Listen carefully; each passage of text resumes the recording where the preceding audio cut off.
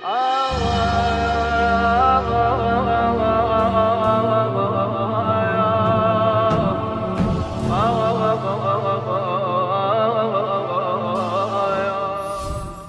ها صدها و هزارها هست.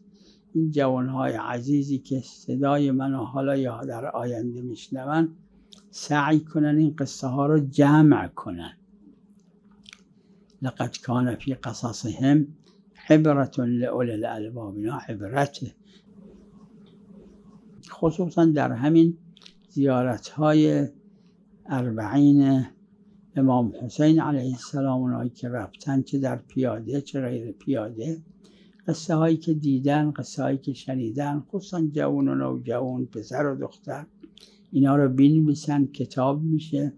هم یک تذکری از خودشون در آینده تاریخ صدها سال میمونه، هم ثواب برشون داره.